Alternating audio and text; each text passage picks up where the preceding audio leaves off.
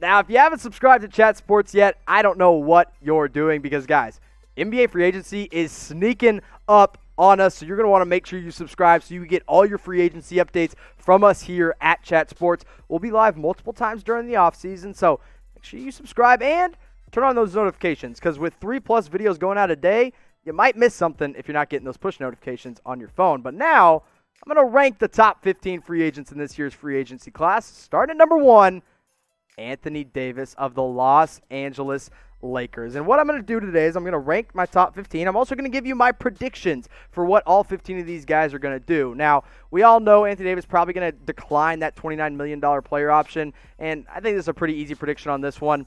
He's going to sign a 1-year deal with the Lakers, but it's going to be a 1+1. And that means he signs a guaranteed deal for 1 year and then has a player option on the back half to where he can either opt in or opt out and get more money. But he's going back to Lakerland. He's going to make some more money. He's going to guarantee him some more money on year 2 if he signs that 1+1. Now, my number 2 free agent is a former Los Angeles Laker in Brandon Ingram. We all know he had a breakout year for the Pelicans this past year. He looked like an all-star. He was an all-star, I think. I can't even remember now off the top of my head. But he's going to be a restricted free agent. That's what kind of makes things tricky for Brandon Ingram. My prediction on this one, he's going to sign a max deal with the Pelicans. He's going to get paid, and he's going to sign it on day 1. Actually, I'll be even more bold. Not just day 1, hour 1 of free agency. I think this deal is already in place. I think the Pelicans and Brandon Ingram already have something ready to go, and he's going to go right back to New Orleans and grow with Zion Williamson. Let's go to my number 3 guy, Fred VanVleet of the Toronto Raptors. Kind of a boring prediction on this one, but I'm just going to be honest. I think he is the main guy the Raptors are most focused on. They have a lot of free agents in Marc Gasol and Serge Ibaka, but I think Fred VanVleet is their number 1 priority, and for good reason. The guy put up 18 points per game this past year and 7 assists. I really like Fred VanVleet. I think he's going back to Toronto, and he's getting his first big payday.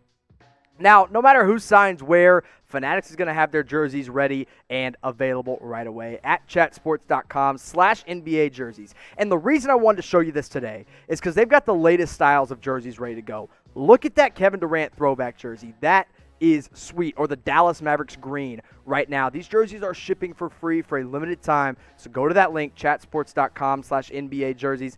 Any team, any player, any style you want, all available with our friends at Fanatics at chatsports.com/NBA jerseys.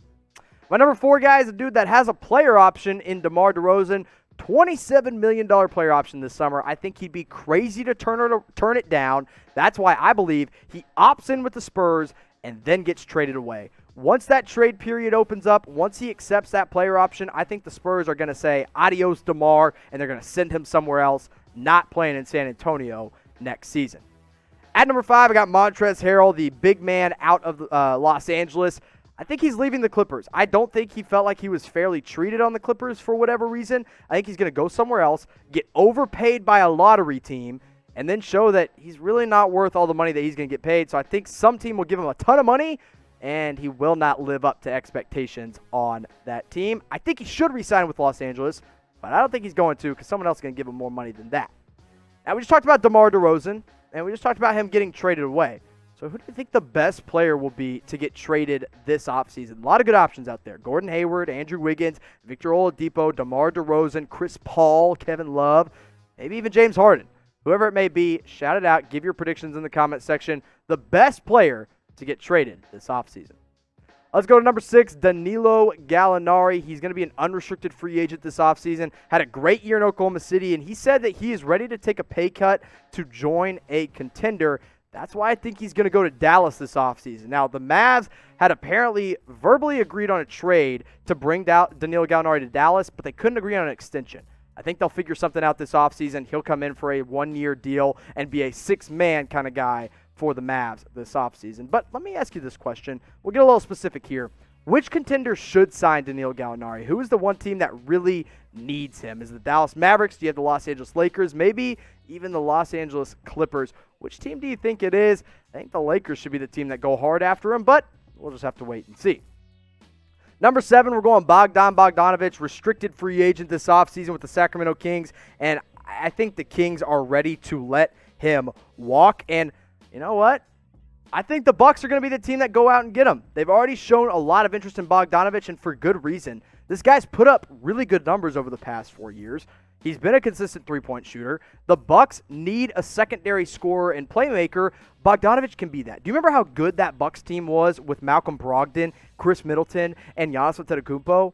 If they bring in Bogdanovic, he can replace Malcolm Brogdon in that same role. So I think the Bucks will find a way to agree to a sign-and-trade, and he ends up going to Milwaukee this offseason. At number 8, I got Andre Drummond, big man for the Cavaliers. He's got a big-time player option at $28 million. He said that he's thinking about turning it down. I think he would be ridiculous to turn it down, so I think he ends up opting in, and he's going to get stuck in Cleveland. I don't think they're going to be able to find a trade for him this offseason.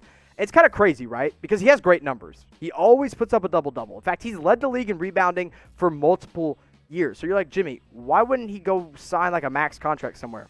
Because, guys, big men like this don't play in crunch time. You look at the kind of big men that played in the finals and Bam Adebayo and Anthony Davis, it's because they can stretch the floor. It's because they can play make. Drummond is back to the basket, crash the boards. Still deserves to get paid, not as much as I think he would like. Let's go to number 9, another guy with a player option in Gordon Hayward. I do not think he'll be in on the Boston Celtics next year. I think he'll still opt into his $34 million option, but I think he gets traded, and the team that makes it happen is the Atlanta Hawks. I think the Hawks want a veteran. They desperately want to start winning more games right now with Trae Young, and Gordon Hayward could be an improvement over a guy like Kevin Huerter at that 2 guard, or maybe even the forward position. He can kind of mentor the DeAndre Hunters and the Cam Reddishes of the Hawks.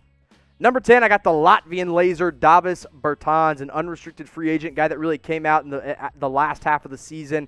Opted not to play in the bubble, but I think that was a smart thing for him because he's going to get paid either way. Washington desperately wants to bring him back. I think they're going to pay him a ton of money to bring him back, and he'll stay in D.C.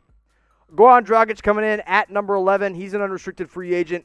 Listen, he's older, 34 years old, but he truly played his way into one more solid contract through the playoffs and the regular season. So I think he's either going back to Miami or he goes with his best friend, Luka Doncic, in Dallas. Now, you see the regular season and the playoff stats combined. Very consistent player. 16 points per game in the regular season, jumped up to 19 points per game in the playoffs. The rebounds, he had a little improvement. Assists took a little bit of a step back, nothing major. Field goal percentage and three-point percentage hovered around the same as well. This is a guy that if you're trying to win games, he's going to help you win games. Dragic is a very reliable veteran. Let's go to number 12, Jeremy Grant of the Denver Nuggets. Man, talk about a guy that improved his stock more than anybody in the playoffs. Jeremy Grant did that with his defense. So I got pretty specific on this prediction. I think he re-signs with Denver, and then next year, I think he's going to make an all-defensive team. Maybe not the first team, but one of the 3 teams. I do think he will make one.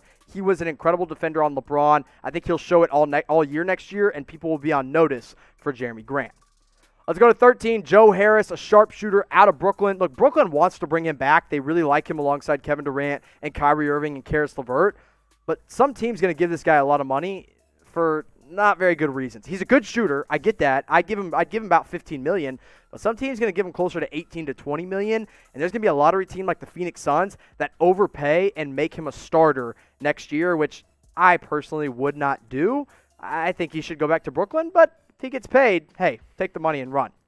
Let's go to 14, a guy who's just getting overlooked in free agency. It's Christian Wood out of Detroit. This guy, when Blake Griffin went down, turned it around. So my prediction for Christian Wood is that he's going to hold out, wait for more money. He's not going to get the money. He'll get underpaid, and then he will show out next year on another team, sign a 1-year deal, and get a bigger contract in free agency next year because he's still young, still has time to prove himself. Now, look at this jump he made.